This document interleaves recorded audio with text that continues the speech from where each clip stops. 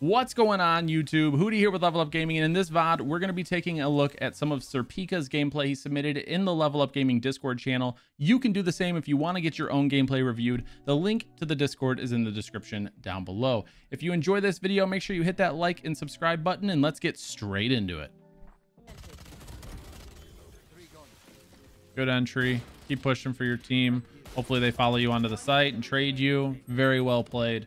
So one thing I'll say is after you get this kill and you drop here and you're looking this way, it's probably better to like pick and push one of them, right? Like, so you get really distracted by this guy and then you're getting killed from over here because you're not actually looking this direction. If you drop and just instantly hide behind this green box instead of exposing yourself to this angle over here, right?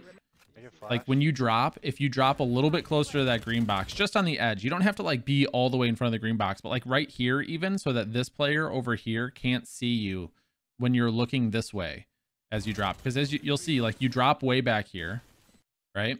And you're looking this way and he's peeking you from over here. You got really lucky he didn't kill you.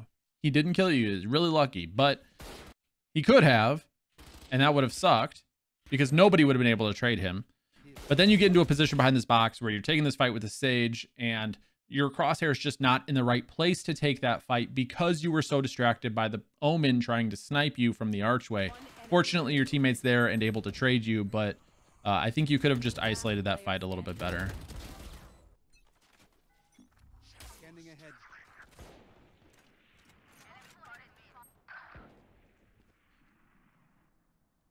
So I'm thinking about it, and this shock dart's not terrible, or this recon dart's not terrible, because it does give you information on whether or not they're pushing immediately. But if you could put a double bounce on this and have it bounce here, and then have it land, you know, like, I don't even know, like somewhere over here so that you can get super good intel on mid or something too from this position. Like if you could throw it from this position. I don't know if that's possible. It probably is. But have it land somewhere that it gives you all of this info here and it gives you like info of top cat. That way, if you can get it to land and give info for top cat, right? Like imagine an enemy gets pinged here. Your Omen throws the smoke, but he gets pinged. And then you have a mid player playing market that sees the pinged enemy over here behind the smoke and is able to shoot through the smoke for free and get a kill. That's what I'm thinking, right? Like if you have a dart land here that tags people here and over here, it's potentially a free kill for your teammates.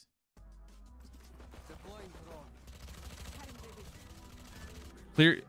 Okay, I'm gonna jump back here just a quick second. One thing I want you to clear, I've seen players playing there more often now. I love to play there when I play Sage. Go out far enough and turn and clear right up against this corner of this wall, okay?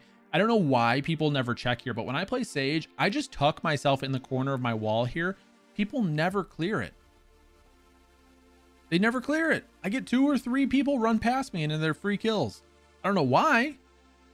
Obviously, after I do it once or twice, they start clearing it. But like the first time, it's kind of like your shock dart, right? Like they just don't expect it, and so they don't clear it. So clearing that, droning that with your Sova drone could be huge. Or clearing right as well, obviously, where she was holding when she killed your Killjoy. You have no idea how people aim with the Frenzy, dude. You gotta play the spray, man. Just gotta play the spray. The Frenzy is actually pretty accurate if you tap with it. From far away, but when you're up close, I mean, I put my first, when I'm up close with the Frenzy, okay, I don't control that, like I don't know the recoil pattern well enough that like I can control and keep every bullet on the head, right? But I know if I'm close to somebody with the Frenzy, I'll put the first 2 bullets, I'll aim for the head. If I don't kill them with the first 2 bullets, I just aim at the top of the chest because I know the Frenzy recoil is going to go up and around near the upper chest and head if I keep my crosshair around the top of the chest up close. That's all you need to do. Don't do anything crazy. Just keep your crosshair around the top or middle of the chest and you should be good. The tree at 70, Sova's at 70 in heaven. Okay. Oh, that's just bad timing. They did it. That was really well executed by them. So I like the idea of going and closing the door here. Sorry, I'm gonna watch it one more time. I like the idea of going and closing the door here, okay? But potentially playing in the smoke might be a better option here, just to watch for people to push out of it in the future with the way this smoke is set up. I don't like how this smoke is set up because this smoke gives them options. It gives them options to push left, push right, or push out of the middle. The smoke needs to be flush with the door. If the smoke isn't flush with the door, they have too much opportunity to push. And that's how you died. So you go close this door and you're ready. You see this guy, right? But you don't see the person far to your left over here that pushes out the left side of the smoke because of the way of this, like the smoke is set up. You would have seen her push had the smoke been set up properly and not given them so much room to mess around here. I will say if the smoke is like this, you're probably better off staying really close to it and not getting super far away when you start closing that door. Because when you close that door, people are either going to stay back and shoot the door, or they're going to push through really quickly. Those are the only two options. So your best bet, if the smoke is like this, if it's out at all, close the door and stay really close to the smoke and watch for someone to push through. Got to be ready for that. Anyways, really good Sova gameplay here. You performed really well in terms of your darts were really good and your recon bolts were really good. You hit a few really nice shots with the operator. Sometimes your crosshair placement or just where you're looking is a little off, little things, but generally speaking, your game sense isn't terrible. I mean, you make decisions that you have to make. Sometimes you entry, even though you don't have the weapon to entry, because you know somebody has to go in entry and your teammates aren't doing it. I like that.